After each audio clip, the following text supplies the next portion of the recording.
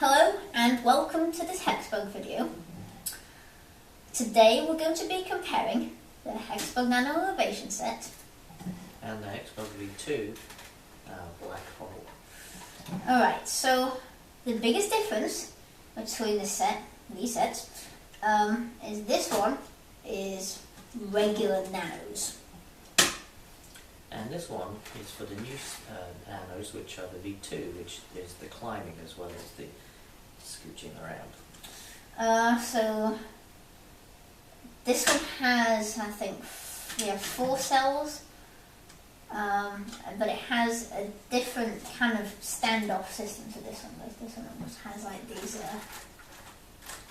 things that go into these little clips that are on there. But yeah, I'd say these are actually a bit better because you can put these things on them. And that's why I think that this one actually has more pieces than this one does. These remove so that you can place them wherever you wish on the cells. And make little barriers or for placing the columns to have different heights. Anyway, so yeah, it's pretty cool. You can make your own kind of little maze inside a cell. Okay, so well, I guess you could really have 4 levels on this thing because there's 4 cells. And obviously there's lots of different setups. This one has a spiral, which this one doesn't have because it obviously doesn't need it. Apart from this spiral over here, but that's a different kind. Yes, but the coolest feature, obviously, is the black hole. Yeah. And the fact that the V2 has a different design to the version 1. And these little spikes on the top there, it allows them to climb up these tubes instead of just scooching around. Mm-hmm. And that means they can drop down into the black hole and never be seen again. Well, that's not entirely true. Kind of, but if you can do that. Anyway, so also it has some things from like the previous sets. It has this rock tower. And it has like the twist tube, which is from the barrel roll. Alright, so sorry, about the spiral. I think there was actually once a grey variant, but I don't have one, and I've never really seen one in stores. I've only seen them on some YouTube videos from around 2009, from about when Hexbug Nanos themselves were first coming out. But for me, that was kind of a while ago. So anyway. The straight bridge that you see going up here, there's nothing special about it. They just happen to be a little bit flexible, so you can do things like that.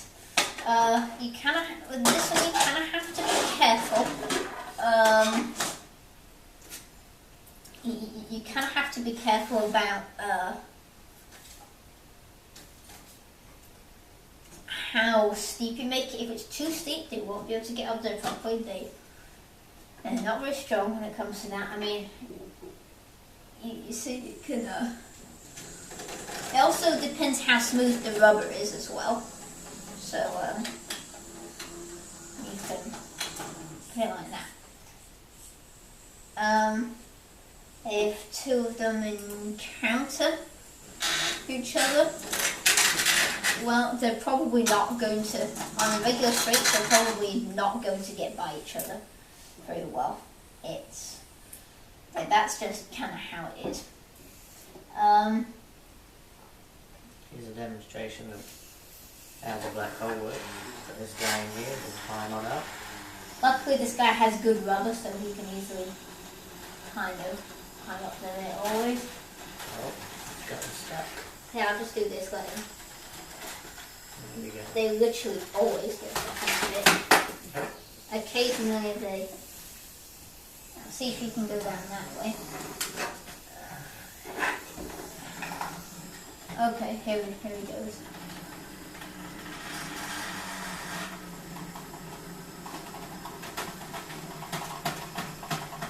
they tend to get stuck on these bits. Right, here he goes. Struggling. Even this guy doesn't have perfect rubber, so we can...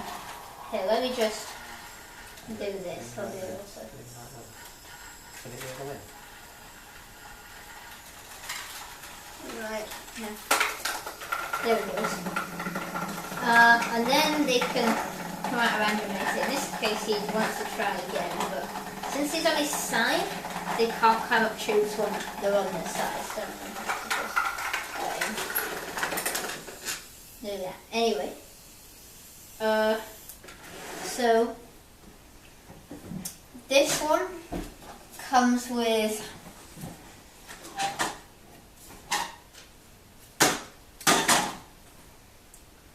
two Hexbug nanos, and this one, well, Comes with, two also. So they both have the same number of Hexbugs. of course, there'd be twos. Well, yes.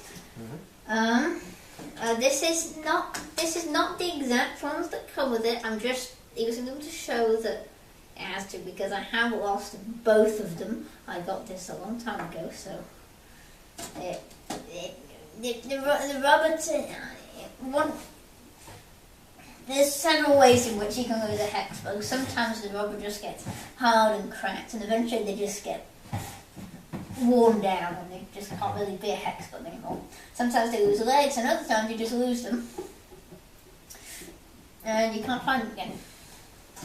But anyway, that's how the Hexbugs from these sets went again. But they're actually fairly attractive Hexbugs. Obviously there are mutations, because doing a habitat set, obviously we all know that the mutations are rare, that you can't get them in any other set other than the habitat sets. This one also has different Hexbugs than the ones you get singular, but it's not as if they have exclusive markings or anything, but they are different.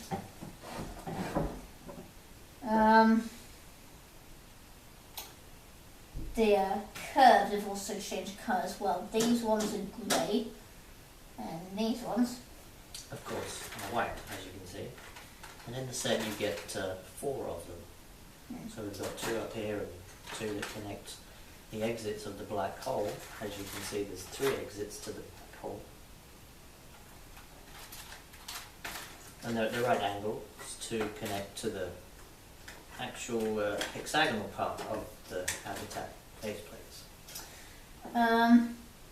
Yeah, in this set you get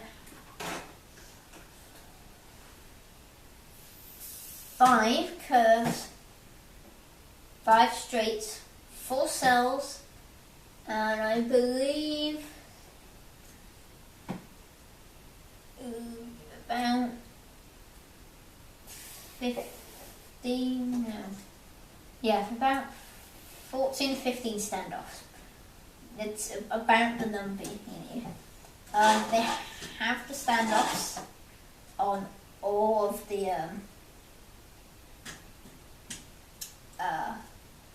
on all 6 sides, but it's not really necessary to put 6 standoffs on each cell. It's really only necessary. It's not really necessary.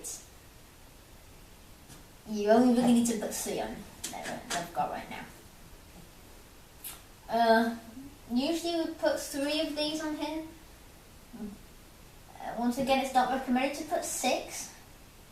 It's just kind of a waste. It's just not really necessary.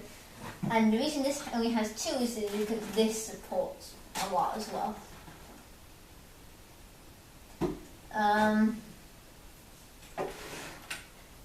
This also comes with a lot of tubes.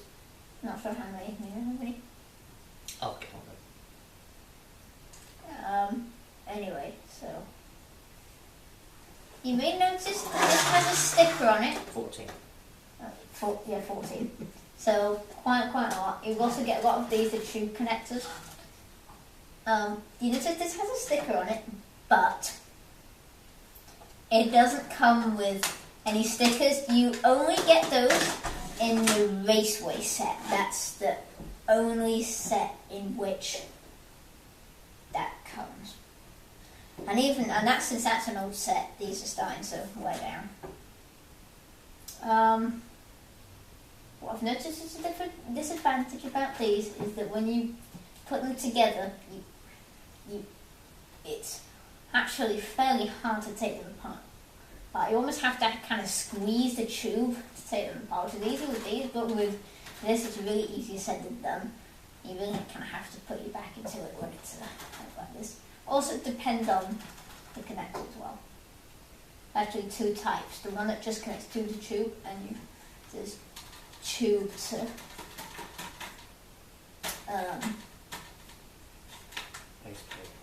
tube to faceplate, tube to cell. Like the white construction cells, which are just designed for these, but you could use them in the V2 system if you want to. But like those, you can take the cell walls off. It's a bit hard, I think.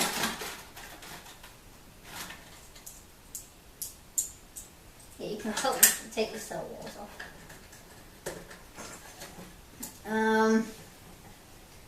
Also, the V2s I've noticed have poorer writing abilities than these do, which is kind of a shame because they tend to go upside down a lot more often than these do, especially when they're going, they just end up upside down in here. They usually can't write themselves unless they've got super hyperactive battery power. So that's a bit of a downside.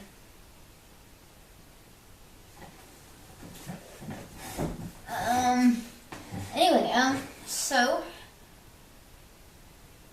now I'm going to put a few bugs in here to show you how they go up the spiral. Sometimes they have a bit of trouble getting up. Sometimes you get some traffic jams on it. This one here is having some trouble. Help it out a bit. I'll let it get up so that these can as well.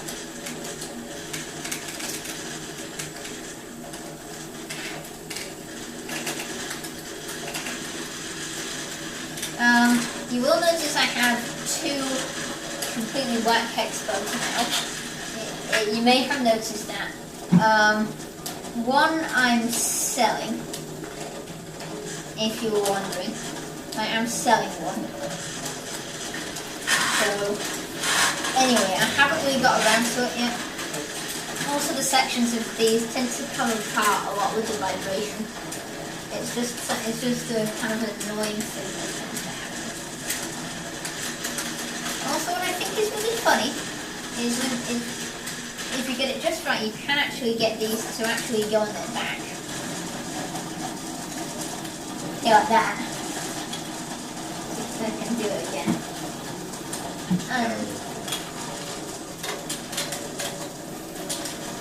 Anyway, well, if they get stuck in here, it's a little bit, hard to de-jam them, if you know what I mean. You get into a lot of jams on spirals. They're really prone to doing that. And this guy's running out of battery. It's pretty hard to do it.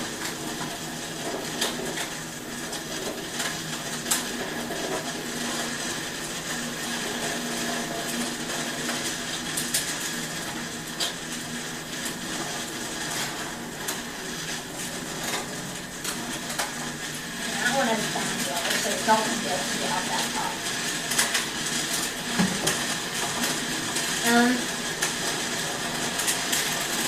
Eventually it will, yeah, there we go.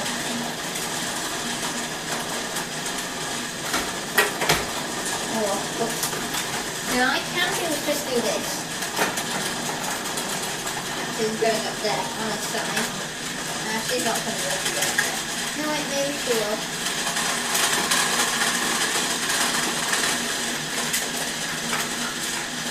As it comes. Just in case you wanted to know, if you take the funnel off,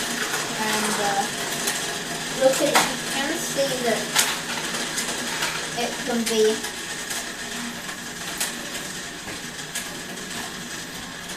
split into two sections. So you could just use this as like a tri-piece, and this you could just put kind of floating and let the hex bugs just fall into a hex cell below. It is possible you could do something like that. Also, this does actually work with the regular nanos. There's nothing that says it's reserved for V2. The nanos can go down it completely fine. They don't have any, there's no problems with them going down.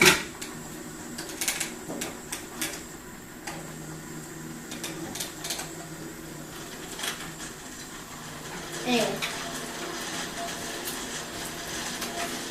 I'm gonna have to just take it. Anyway.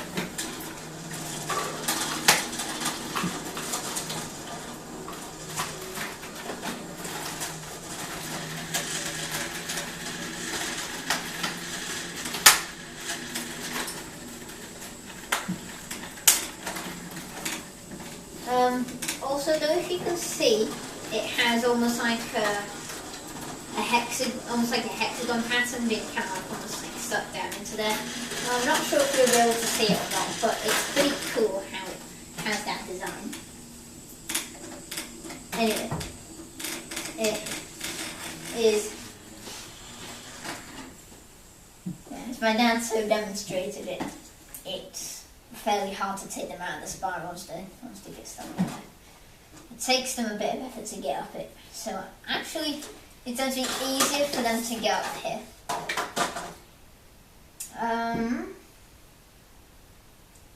This has 3 branch offs.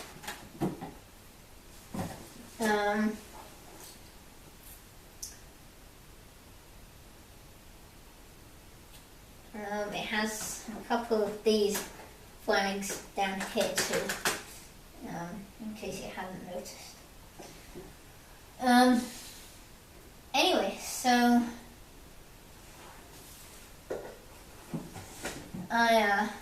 we hope you liked it. I've got some more Hexbug videos which you might want to see, and bye for now.